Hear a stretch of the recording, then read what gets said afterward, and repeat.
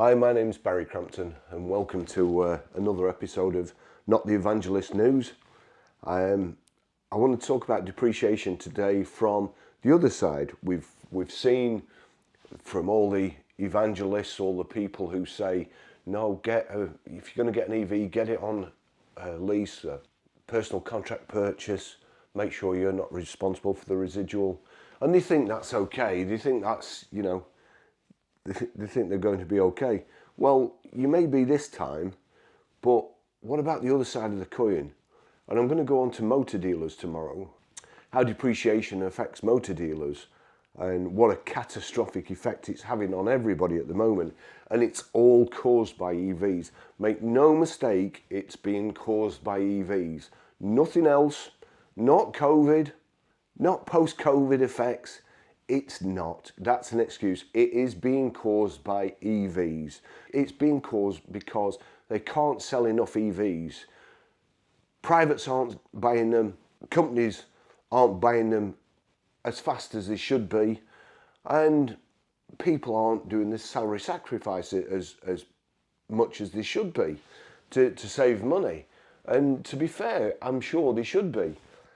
As I've said before, I just sell cars. It doesn't matter to me what make, what model, what colour. If you want, I don't know, a hideous, well actually no, I draw the line at matte cars because they just look horrific. We don't sell matte colour cars, they're garbage. Right, so to get started on the story, I don't like people. It's quite a drawback, really, when you're trying to sell cars, when you don't like people. So I've tried to work around it over the years, and I came across a very, very successful way. I mean, I'll give you two examples how much I don't like people. My girlfriend says I only like cars. She's wrong. I like cars and dogs. And in my favourite bar in Preston, Nico's, for 12 months they used to call me the man who sat in the corner, because I used to sit in the corner, drink my wine with my back to everybody, like I do when I'm on holiday. Usually I wear a hat on holiday so nobody, where you from, how long you here for, all that rubbish. I don't like it.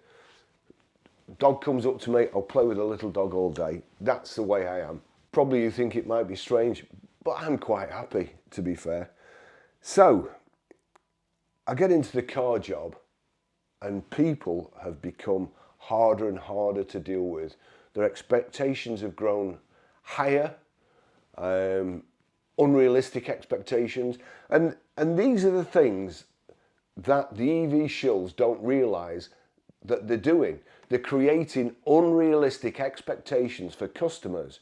And all that does is cause arguments with car dealers, because they come in. I mean, we sold a car the other day and it's a lovely car. It's great. Now, the chap wants to return it because he says it's got a chemical smell inside it. Well, it was valeted. I'm sure it will wear off, but he can't get over it. He just can't get over it. That's it. It's a deal breaker. So he wants to return it. Fair enough. Now, just imagine there's a chemical smell, which will go in a couple of days, or there's 85p per kilowatt on the motorway or at a fast charger when somebody's told you it's cheap to charge, it's cheap to run. It's not. When somebody's told you it's cheap to service, it's not. When somebody's told you the discs will last 100,000 miles in the pads, they won't. Perhaps in exceptional circumstances they will, but for you, Joe Private, they will not. They will either corrode, warp, or seize up. That's the discs. When you replace discs, you put new pads in because they'll be grooved and they match the old discs, so you've got to put new pads in as well. Plus, if they've seized, you've probably got to put a new caliper on. So, trust me, they're not cheaper. The tyres will last 40,000 miles. They won't. I've seen them on for sale 13,000 mile on, and they've had a new set of tyres, or they're ready for a new set. They're bald. Again, with exceptional driving, you'll get 40,000 miles, but it's not the norm, as the EV shield suggests. It is not the norm. So you get this buyer's remorse and arguments. That, you've no idea how hard that is to overcome. You just cannot do it. It's impossible. You cannot overcome it. That person has somehow got to satisfy himself in a time in the future, like I did with Range Rovers. I didn't like Range Rovers. And then my friend asked me to drive her. And I drove it and I thought, Jesus Christ, this is the best car I've ever driven. And bearing in mind, I've driven some great cars. And this was only about 5 years ago. Until then, I didn't like Range Rovers. So you've got to overcome it yourself. And that for me was an experience I had when I was a young salesman and I went out in one of the first Range Rovers and it felt, you know, you went around a corner and you felt like it was going to fall over. So that's what did it for me. Now then, so I don't like customers. I don't like talking to people. How can I get around this? What I used to do, I used to go to, I love supercars, right from being a kid. When I was a kid, I used to deliver papers at the posh part of St Anne's, and people used to get the Financial Times and the Times and the Telegraph and the Sunday Times. In the Sunday Times, there was a company called Ian Anthony, and they sold Porsches. And I used to read their advert religiously every week. There's a block of flats there. I used to sit on the stairs and read the Sunday Times and familiarise myself with all the cars and the prices and so on. And this was when I was doing a paper round when I was like 11. I've always studied the papers. And then latterly, I used to go every Sunday morning, Caffè Nero in Preston, read the Sunday Times, read the motoring supplement, the magazine, look through all the cars. And I remember looking at leasing companies. And I looked at these leasing companies and I couldn't work it out because we didn't used to do a whole lot of finance or leasing, or there was no such thing as personal contract purchase then. It was lease purchase, which was like hire purchase with a balloon. And you were responsible for the balloon mostly. So if it was worth less, you know, tough. You've got to pay it or finance the car again. And it's still the same like that in some cases today. So I'm looking at these leasing companies and I see that for contract hire, it's the same price for a Rover 800 as it is for a Mercedes 200. And the Mercedes 200 is a lot more money and more prestigious. Now, probably 18 months after that, I went to work for Mercedes-Benz and I went to work as a salesman.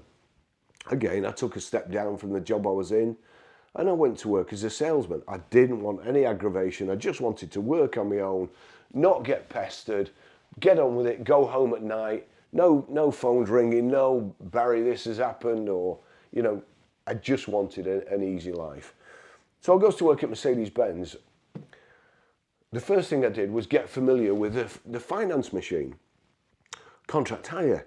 And I realised that I could do a Mercedes for less money than somebody could get a Rover for.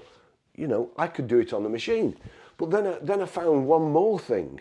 If you put a service contract on that Mercedes-Benz, the payments would actually go down. Because when they disposed of it, the car was worth more money. If you put a sunroof on the car, the payments would go down. If you put metallic paint on the car, the payments would go down. Those are all accessories that mattered. Well, metallic paint and a sunroof, they mattered. They put up the residual value. So therefore, that car was worth more. The gap between retail and what it was worth when it went to the block, the auction, was worth more, or you were going to lose less. So it was cheaper to get a dearer car with a full service contract, metallic paint and a sunroof. So then, plan B went into action. I don't like speaking to people. I want to sell cars. I want to make money. And so what did I do? I went and bought a fax machine. And I bought a fax machine that you could program it to send one fax after another. You could input all the numbers you wanted. Then I set about all the cars we'd got in stock, all the cars that were coming, the specifications. And I worked through them and I produced quotes for each one. Then I put a commission on it. Now, I was targeted for selling cars, also finance. You could sell 200% of your target, but if you didn't hit your finance target, you would get a nasty letter or a warning or whatever. So, contacted all the leasing companies, sent them out that night. Lo and behold, the next morning, phone starts ringing. I'm sat at my desk, the phone starts ringing, such and such a body from, I think one was Able Leasing. And I eventually made some good friends. And I was just getting calls all morning. And I was actually, because my message to them was, I'll give you this car for your customer and I'll pay you 500 quid for doing it. You introduce your customer to me, I'll finance it and I'll give you 500 quid. Bloody hell, I'd got my new car target and I'd got my finance target and I didn't have to speak to customers. I was selling more cars than anybody else in a very short space of time. In 6 months, I was promoted to sales manager. While I was sales manager, I was selling more cars than the salesman and being sales manager. So when people tell me about contract hire and lease purchase, just think about that. Honestly, if anybody knows about contract hire and lease purchase, it's me. You know, who's got two thumbs and knows about contract hire? It's me. Now then, one slight problem. You know, it's not all plain sailing. A friend of mine is a barrister, and they gave him an allowance. Now, what they expected him to go and get was probably a Rover 800 or something like that. I got him, and at the time, I think it was £350 a month. I got him a Mercedes SLK with every single extra on. Absolutely every extra. For £350 a month, the contract hire, with a full service contract. Loved it, his wife loved it. And then about a month later, he rang me up and he says, Baz, the benefit in kind payment on this Merc, it's costing me a fortune. You know, well, to be fair, the retail price of the car was probably about 60 grand, I would imagine. So he was having to pay benefit in kind. So it's not all plain sailing, but most people who want to keep up with the Joneses are prepared to pay the benefit in kind. Now, there used to be, you know, reps. We used to call them repmobiles. Ford Mondeo, repmobile. But then it went from Mondeo man to BMW man. And do you know why that is? Because BMWs had a higher residual value. So therefore, you could lease them and it would cost you less money than having a car half the price that devalued quicker. EVs are more expensive than a petrol or diesel. So therefore, the benefit in kind would be more. However, when they tried to push EVs on everybody, first of all, I think you could get 130% against your tax, which was a fortune, and everybody started running around in Porsche Taycans. I have a friend who has a nursing home. They had a £30,000 car before. All of a sudden, they could get a Porsche Taycan, and they could write the profit off the tax. And it was the best car they'd ever had, until they started depreciating, then not so much. That's how contract hire works. It's the car cost, what they expect a future value, so you've got to pay that bit off, and some interest and some profit. So consequently, EVs, when they were holding the price, the leases were cheap because they would expect not to lose a whole lot, so they were dead cheap. But now, when they start losing a whole lot, then the prices go up. That's not the problem. The problem is that these EVs started losing a whole lot before the experts cottoned onto it. So loads of people got caught out. Leasing companies blew a fortune. hire car companies that do short-term hires and just expect basically to, you know, keep them 3 months, 6 months, 9 months, hire them out a few times, and then what they've brought in hires is more than what they have to pay out on a lease or a HP or however they finance it. But all that stopped happening.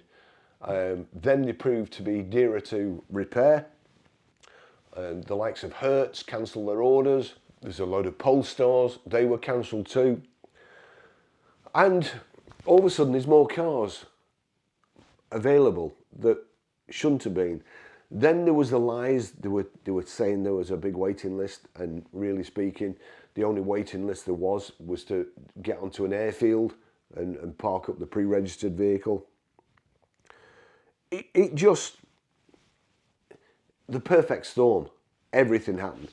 More cars, depreciating faster, lies kind of being exposed in the motor trade, people knowing, profit warnings, and then of course we get the EV leasing companies, you know, big names going bang. Now, they've got, I don't wish things on anybody really, but leasing companies are basically leeches on car dealers. They are a car dealer's worst nightmare. What happens with leasing companies is they tell the customers, go to your local dealer, test drive it, you know, get all the prices, get the spec that you want, but come back to us. Get a price if you want, come back to us and I'll beat it. So what the customer does, he comes and he wastes your time. You're out for a test drive, he's in your demonstrator. The garage has, you know, when I was at Mercedes, there's a big gym palace. We'd got loads of mechanics, parts, big showroom, double floor, loads of equipment, loads of machines, loads of stock. It was just phenomenally expensive to open the doors every morning. You know, it was just horrific. And these leeching companies were sending customers, were telling them to come, and all salesmen, and you know, at the time when I was a salesman, I was getting fed up of it, because you'd take them out for a drive, you'd spec all the car up, they're right, well, I'll just have a think about it. You ring them up a couple of days. Oh, I forgot to tell you, it's a company car and head office are ordering it. But I've told them about you, so they might contact you. Might. Right. What's the name of the person who buys it? Oh, well, do you know, I'm not sure. So basically, you just wasted your time. So leasing companies are a bane in a salesman's life.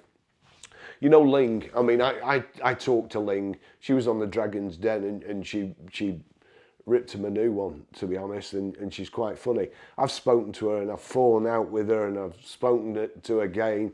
She says things that I don't like, it upsets me. But now, she sold a leasing company. She saw what was going to happen with COVID.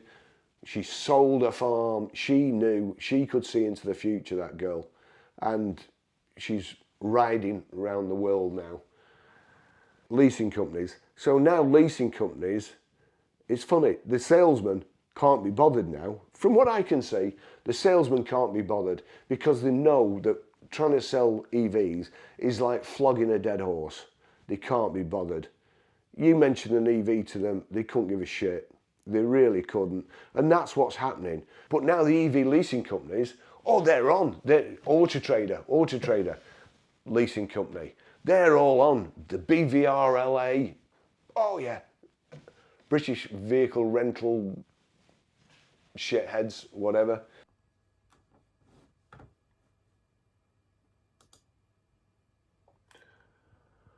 Piss up in a brewery springs to mind. They're all, oh, EVs must succeed, EVs must succeed, you've got to do this, we've got to have incentives. Do you know why? Because they'll go skint. If EVs don't succeed, they'll go skint. They're calling all sorts of stuff, want all sorts of subsidies, because they'll go skint. I have another good friend, very good friend, who set up a leasing company in a beautiful Well, it's like a barn, a converted barn. You know, she was in a converted barn with half a dozen employees, leasing vehicles with no capital outlay whatsoever. And then we're at Mercedes-Benz with millions of pounds, you know, millions and millions of pounds, tied up, and doing the same thing. But they could do it better. They could work off 200, 300 quid a deal. We couldn't.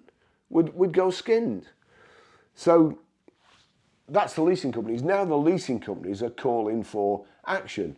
So let's just go here. This article, Fleet News, 18th of July 2024, by Andrew Ryan. The UK's vehicle leasing and rental industry is facing an existential threat due to the collapse in battery electric vehicle residual values, the BVRLA have warned. Well, has not the right word, but anyway, how do you like it, boys? After all the crap that you've put the dealers through, all the money you've leached off them, boots on the other foot now. Now you're calling for action. After increasing through and immediately after the COVID pandemic, the industry has seen battery electric vehicle RVs drop by around 50 percentage points since August 2002, including a fall of around 25 to 30 percentage points over the past year. The slump in values has been caused by strong supply into the company car and salary sacrifice sectors, but only limited demand when the vehicles hit the used market. Well, that's the 18th of July 2024. But of course we know that new to 12-month-old vehicles, sales have gone up by 52%, and 3 to 5-year-old vehicles, sales have gone up by 138%. So these people must be wrong. I mean, what other explanation could there be? The real concern is those depreciation losses that members are seeing. Yes, you can say that there are fantastic bargains out there for used buyers. A fantastic bargain for a used buyer means that somebody's blown their brains out when they bought it new. But that depreciation burden that members are having to bear is eventually going to have to be resolved in higher new vehicle lease rates, which is not good for the EV transition. Of course it's not. They're going to go up. So all the people who say, oh, I lease my car, you know, I know how much it's going to cost. Yeah, you do now, but in future it will go up. The other thing about lease purchase, personal contract purchase, is the idea is you're on the hook. Once you've got a personal contract purchase, you're on the hook, because after 3 years, you've got a massive residual value which you either have to pay off, refinance, or give the car back if it's guaranteed. If your car's not worth that, you can give it back. Yeah, fine, give it back. What are you going to do for your deposit? Because most people strap themselves up to a payment that they can afford, like a phone. And then at the end of the contract, they get a new one. And they don't miss it. They set that money aside. But all of a sudden, at the end, you've got a really nice car. You've had your Tesla for the last 3 years. Mr. Tebbett, you've had your Tesla for the last 3 years. And then this person, he had a Nissan Leaf, went up to a Tesla. The next one, no doubt, a Nissan Leaf will be the same price. You know, so that's what you have to consider. At the end of the contract purchase, the idea is that your car that you've been paying for 3 years, that your car is worth more than the GFV, guaranteed future value, because then that money, you go and part exchange it. It's painless. You go and part exchange it. The equity goes as the deposit on your new car. Then you drive off in something that should really be about the same value or a bit more than the one you've got. But that's not going to happen. So what's happening now is people are coming to the end of the contract. The car's worth less. So there's no equity. There's no point financing it. There's no point buying it because it's worth less. So they're handing it back to the leasing companies. The leasing companies are then putting in the auction, and all this absolute shite about EVs stabilising, they're just not. They're just not. So the leasing companies are losing the shirt. Right, so we'll go on to the next one. Motor finance online. Leasing drives EV adoption, but BVRLA warns of challenges ahead. This is October the 10th, 2024. Leasing is emerging as a key driver of electric vehicle adoption, with private motorists beginning to close the gap on businesses, according to the British Vehicle Rental and Leasing Association. The latest Leasing Outlook report shows that in Q2 2024, battery electric vehicles accounted for 21% of new personal contract hire PCH leases, aligning with zero-emission vehicle ZEV mandate targets. However, the BVRLA has raised concerns that this momentum may be short-lived if the used EV market remains unstable. No, oh, hang on, no, sorry. It's stabilised. But prices have stabilised. It's in the news. They've stabilised. Cap, they've stabilised. They've actually gone up. EVs have gone up. So why are these people, who are actually the ones that are disposing of vehicles in auctions, why do they think that the market's unstable? They need educating, don't they? They need one of these EV shills. They need Quentin to tell them that they only think the cars have gone down. They only think they're losing money when EVs are very, very popular and they've gone up. Who do they put in charge of these places? They're stupid. Ask Quentin. Ask Mark. Ask Baldy and Dull from the Climate Intelligence Unit about how EVs are going on. Because they all know they don't sell cars. They don't lease them. But somehow they know. It's amazing because they know more than I do, and I've been in the job 50 years, so I don't understand it. But anyway, you know, I didn't say I was clever. The BVRLA's leasing fleet expanded by 3% year on year, with growth driven by a 4.1% rise in car leasing, while demand for vans stayed flat. In contrast, private demand for leasing has weakened, with personal contract hire contracts down 13.2% year on year due to cost of living pressures. It's not due to cost of living pressures. What it's due to is the EVs bombing and adding to their cost of living pressures. If they got an ICE car, that wouldn't have happened. You know, let's just be... These people, I'm not clever. You may have gathered that.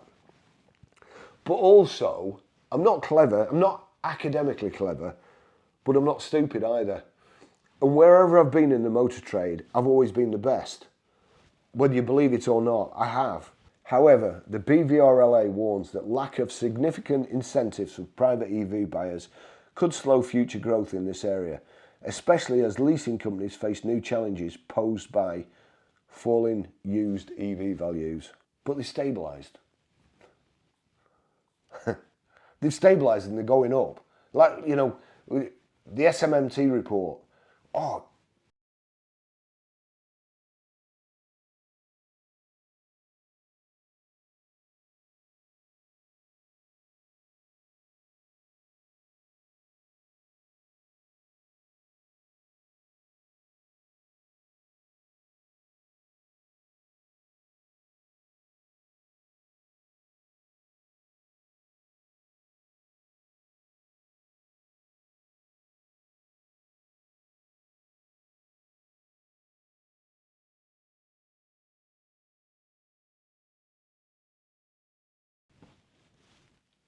new EVs, they're going up, diesels are going down. Private people are buying more diesels now. Sales of diesels to private people have gone up. Why do you think that is? Europe's EV leasing model facing strain.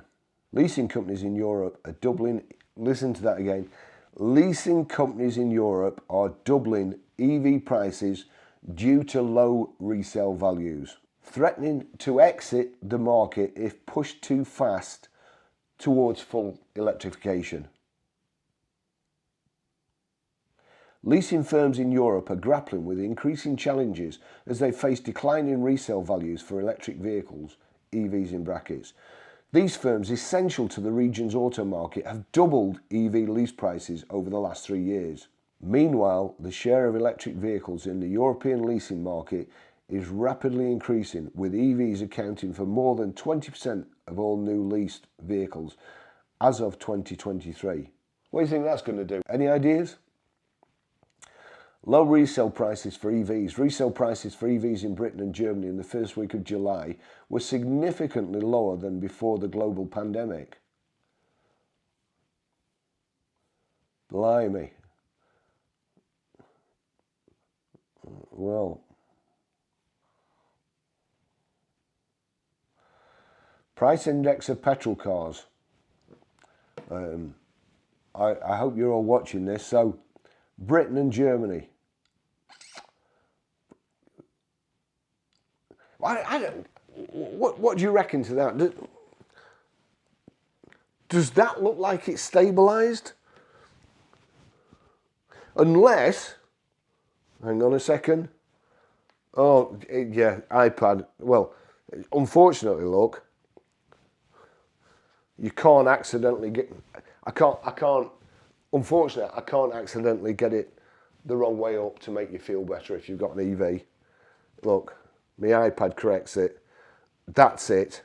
That's petrol cars. That's EVs there. Franz Klammer couldn't ski down that. Not the British one anyway. He's probably got a chance of the German one. Anatomy of a failed EV startup. Zevi, a startup that offered creative finances to democratise electric vehicle access, shut down recently. The firm's founder has a lot to say about why. Soaring interest rates, unexpected fluctuations in the EV market made the fledgling business untenable by early 2024. Now again, some of the shills you'll remember, electrics and the special offers. I've had some offers sent to me. There, look. I mean, what's that? A Mazda MX-30. Range 124 miles. 5,000 miles a year. 48 months. Personal, £222.95, so that's inclusive of VAT. Or business, 185.79, exclusive of VAT. Deposit, £2,675, or the initial rental. 5,000 mile a year. I mean, you know, you're far better. I've got a friend who's just started a new job, and instead of getting a company car, they've got a travel allowance, or, you know, allowance towards a car. They're just going to get a diesel. There's a chap on Twitter, another chap who I really don't like. I took an instant dislike when I looked at him, when I heard him, and I tried to be nice to him, but he was on, the car trade is very close to my heart.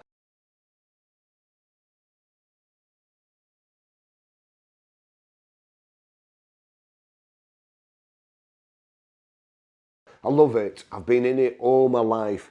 I've had a great life, and I've had some fantastic times.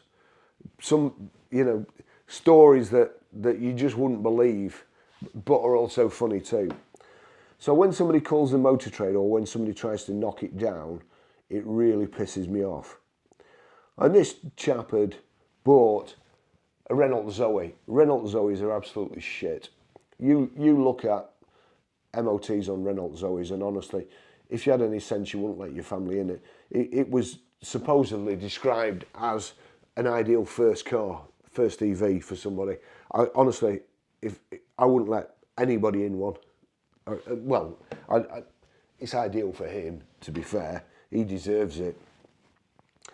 But he bought a Renault Zoe at a knockdown price and said, he was boasting about it on Twitter, And I worked out how much the original owner had lost and how much it had cost them, and how much petrol they could have bought instead of buying that.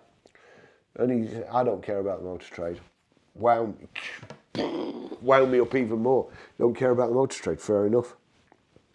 Who do you think is going to be selling your cars? Where do you think you're going to be getting cheap vehicles from? You know, there can only be so many leasing companies collapse before people just say, all right, enough's enough.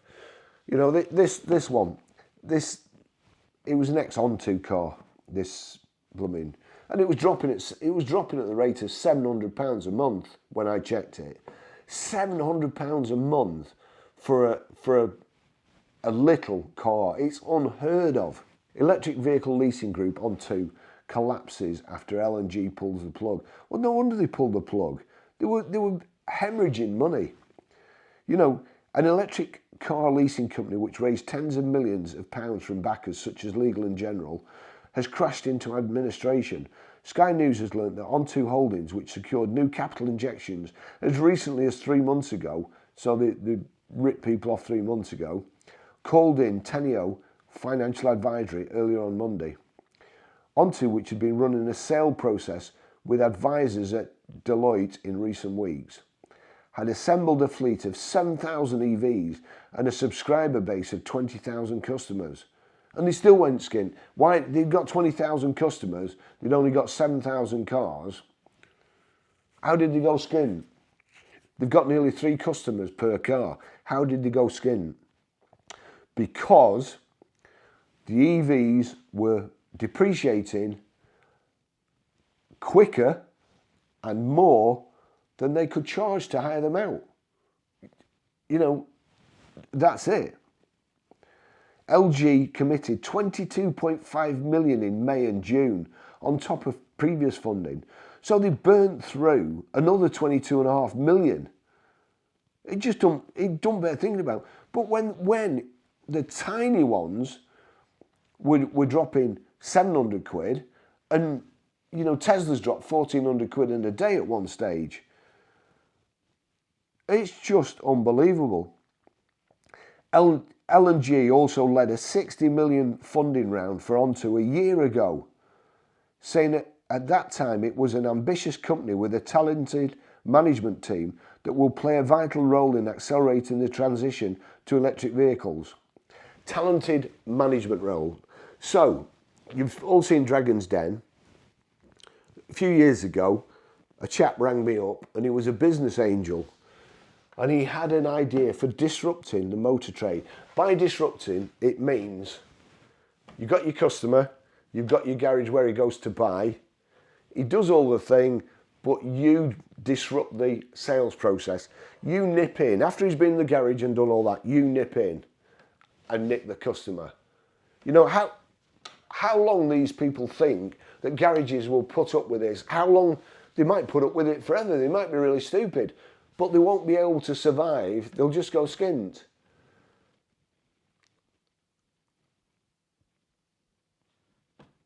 So he asked me if I'd go and work for him. And I said, no. And he says, why not? I said, because... And it was very good money. Very good. Thinking about it, I should have done it. He says, why not? Why won't you? I said, because I hate people like you. You're like, I said, you just, you know, you're just like leeches. You're just sucking the life out of the motor trade. Hopefully that's approached depreciation from the leasing company side. And if you now think that the leasing companies will keep absorbing losses so that you can have a cheap personal contract purchase on an EV, you are sadly mistaken. It can't go on. And when it can't go on any longer, and those cars come back, then there will be a massive race to the bottom. Thanks for watching. See you in the next video. Bye-bye.